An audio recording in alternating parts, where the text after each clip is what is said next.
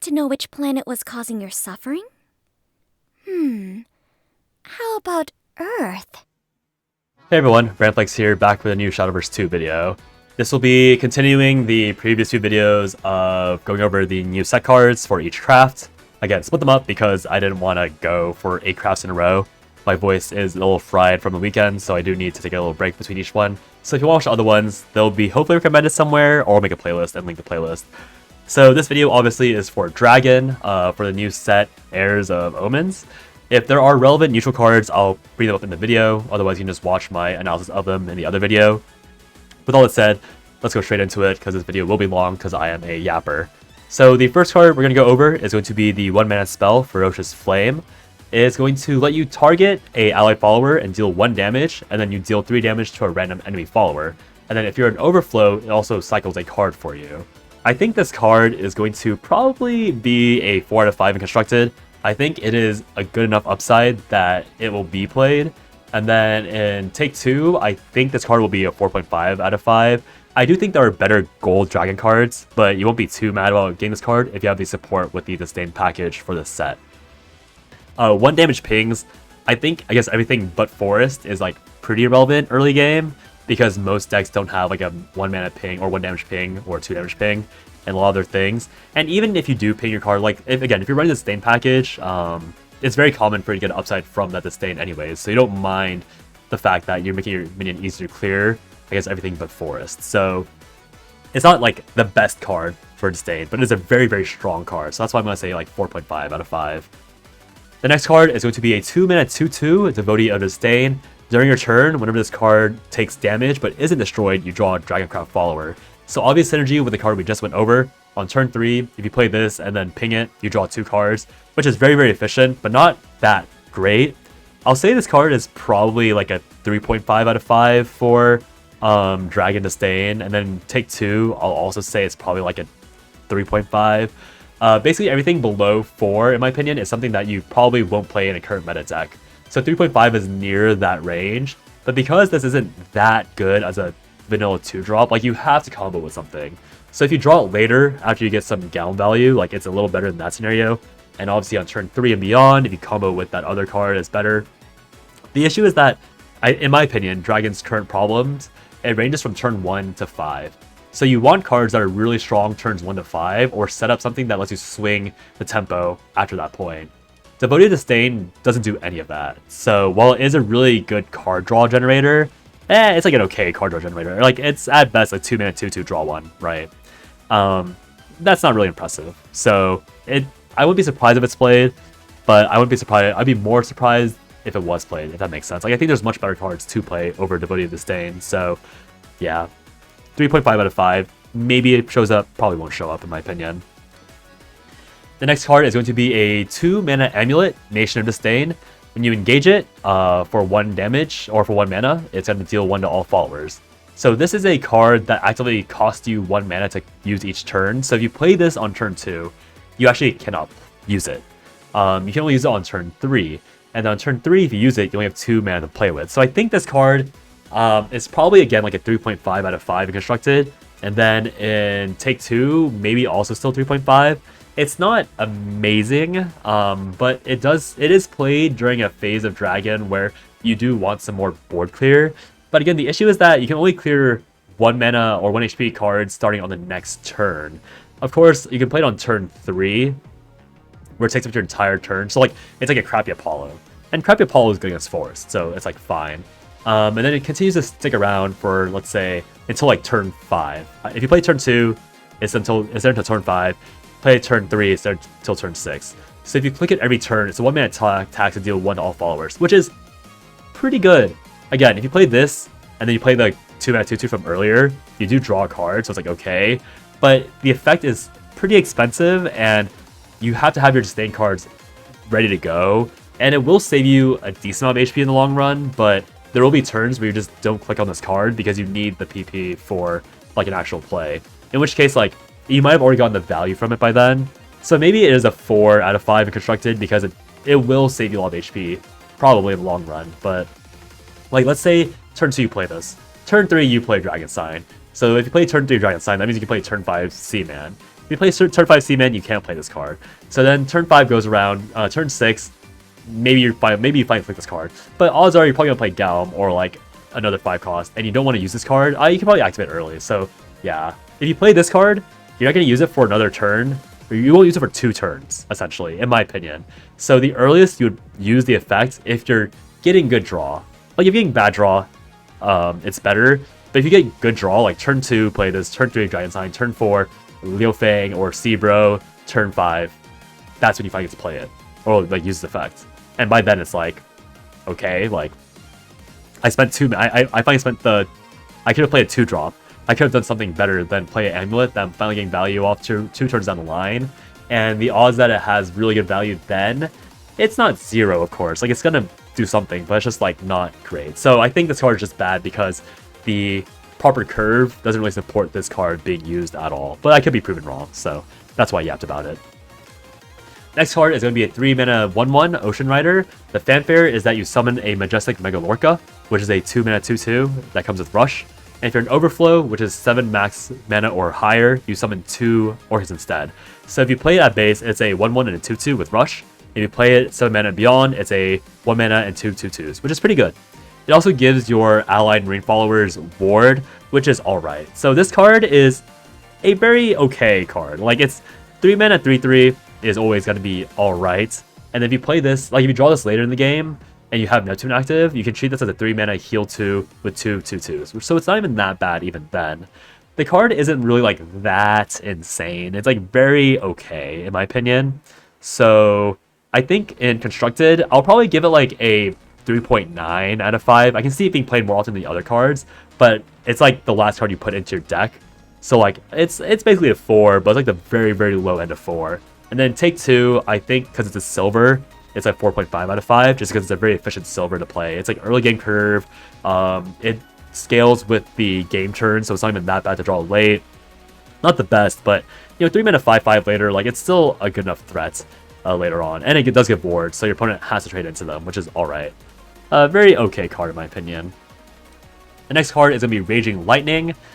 3 mana spell, deal 5 to all followers that have the highest effect, so they all have to have the exact same HP. And if you're Overflow, you also deal 3 damage to all leaders with the highest defense. So if you and your opponent share 20 HP, you deal 3 to each of you.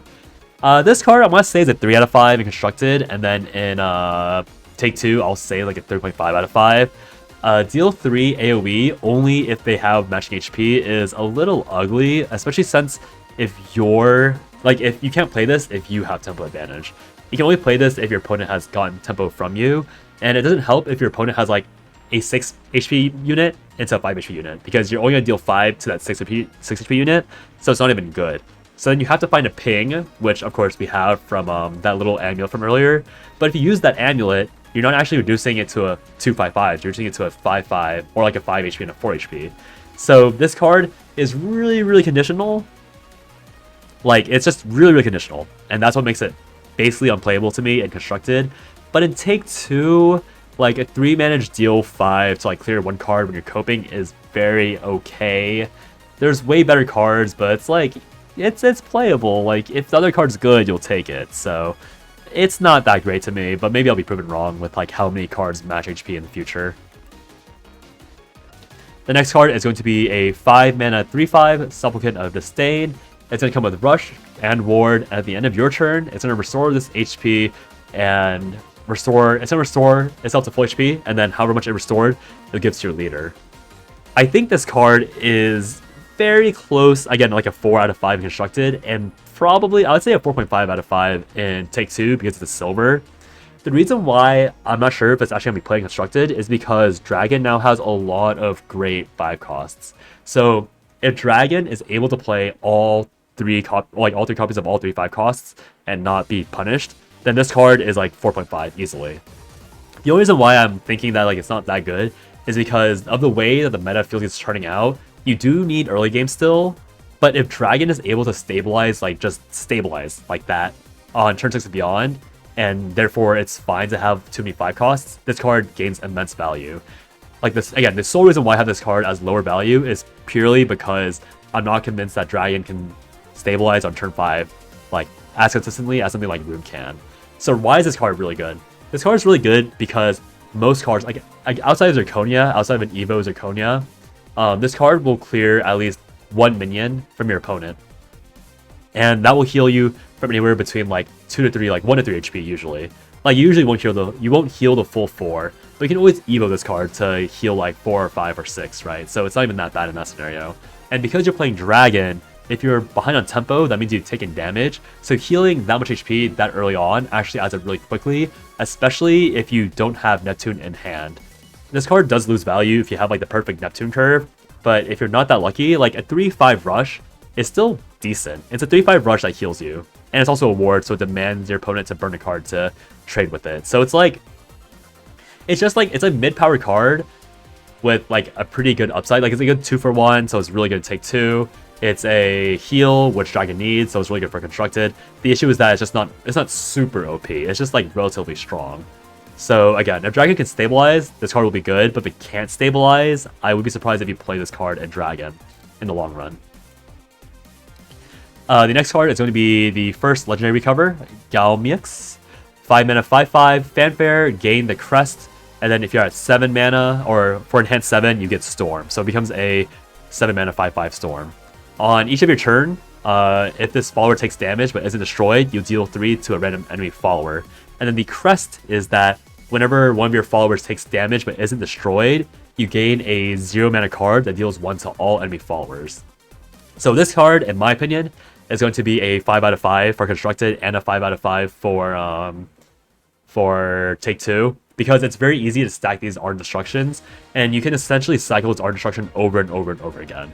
5 mana 5/5 is also a very good body, and then having enhanced deal 5 to enemy's face is really good, because that means you can swing and just like hit your opponent for 5 for fun, or even just clear, you can clear a minion. Or you can Evo it to deal 8 to face, which is really flexible. Galmieux is super flexible. She's a board clear, she's face damage, she gives you long-term value for the later legendary we'll talk about. So she does everything that Disdain needs, and she's even strong enough to not necessarily be forced to be played in Disdain. Because Fangs of Ardent Destruction is essentially a free card, and you have full control over when it's played, the fact that it deals 1 damage to your own minions doesn't matter as much, because you can trade your minions off and then use it, or you can play it first and then play your minions, or you can play your minions and then play it to get the Disdain value. So there's a lot of ways that Galmieux solves the Disdain package, and you're going to be playing it no matter what, I think, in every Dragon deck. The next card is going to be a 6 mana 6/6 Snowstorm Dragonewt. Fanfare, destroy all damaged enemy followers. With Galmieux, with support, this card is very, very strong, but without support, it's kind of weird.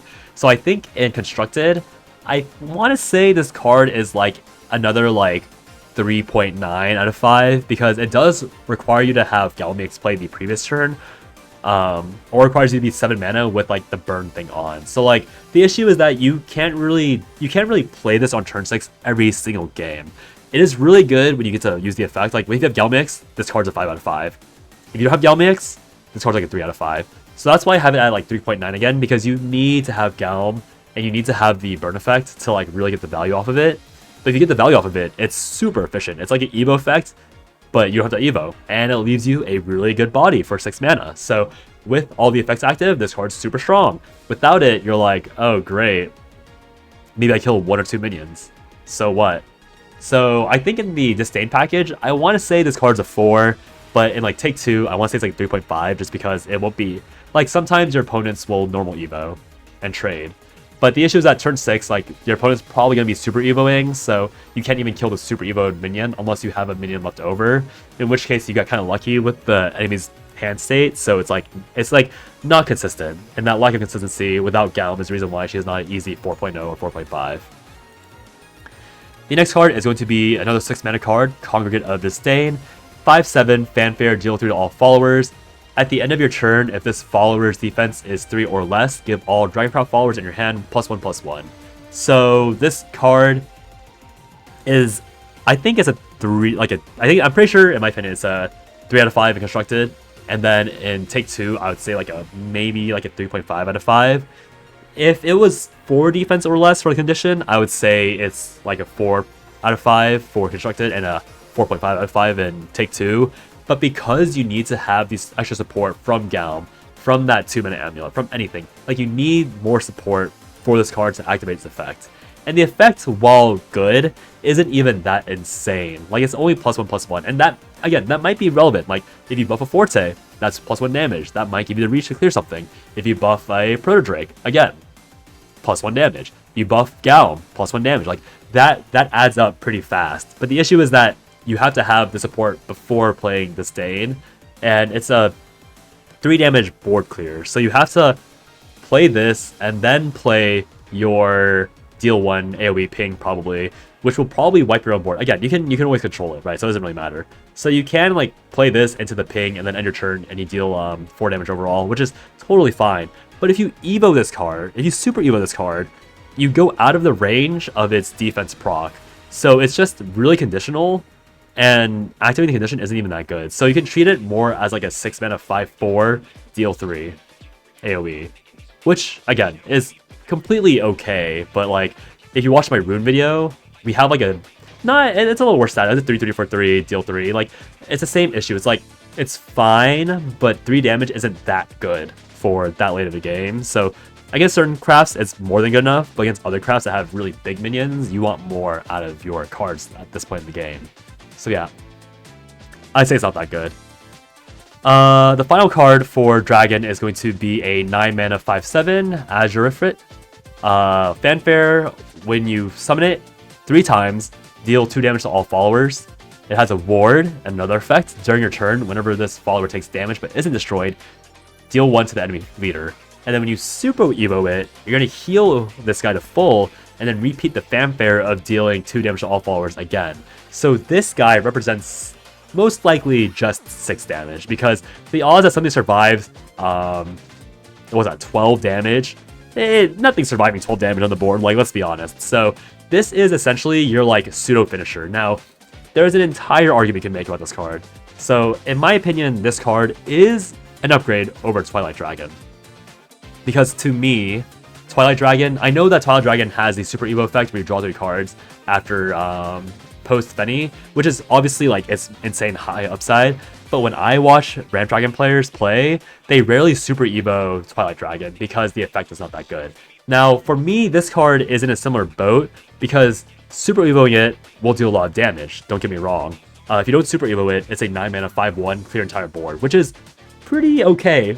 It's like pretty okay for a 9 mana card. It's actually just straight up worse than the 9 mana Abyss card, now that I'm thinking about it. But the upside that you're meant to look at is that when you Super Evo it, you deal 6 damage. So 6 damage is pretty relevant at 9 mana, and it's also a ward, so it's going to be a 8/10 ward, which is pretty insane. Like 8/10 ward that you have to clear, that just cleared your board.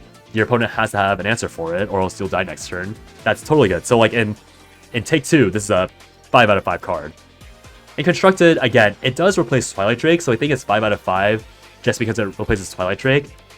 And I'm not even saying that like this card is bad. Like again, it's 5 out of 5 in Constructed. I'm just more thinking like, does this card alone make Disdain strong enough to be tier 1? Because the issue, in my opinion, is that the finisher for Disdain Dragon is going to look something like Galm into Forte into this card, right? So 7, 8, 9, like after ramping. So like turn 7, you're playing Galm, probably normal evoing her, hitting face. That's 7 damage. Then you're playing Odin, probably with Super Evo or normal Evo if you ramp too hard, hit face. So that's going to be like 14, that's like 13 damage, right? So this card exists. 13 damage has been dealt. If you Super Evo this card, you're doing 6 more. So like, let's ignore the healing. Your opponent doesn't heal at all. That's 19 damage over 3 turns, which is pretty good. Especially if you ramp. So like if you played like Dragon Sign into Liufang, into, you know, all those cards. Like you do now have a lethal pattern that is pretty hard to stop for any class because you've ramped twice. That's pretty good. Is that enough to put Dragon at tier 1? Maybe. I don't think so, but maybe. So this card will be the reason why Dragon becomes tier 1 in my opinion, because of the 6 damage ping at the end. Not many cards can deal 6 damage and also clear a board. So even, again, that's the high roll. Even if you don't kill your opponent with that 6 damage, it doesn't change the fact that you have an 8/10 taunt on the board that exists. And your opponent has to deal with that somehow, which means that they will be harder pressed to heal, which means that they'll be harder pressed to make ward minions to stop your second Gal from hitting their face, right? So this card sets up a lot for Dragon. Maybe it's enough. The issue is that Casitas Climb still exists. The issue is that Roach Carbuncle still exists. So, I mean, Roach Carbuncle can be stopped by this pretty easily, because it's only, usually you're dealing with like 1/5/5 and like a few like fairies. So this does actually kind of stop Roach to some degree if they're not lucky with Bales. So it solves a lot. We'll see if there's another tier 1, is what I'm saying. So that'll be my Dragon review. Look for the recommendations on the other crafts you want to look at those, and I'll see you guys in the next one.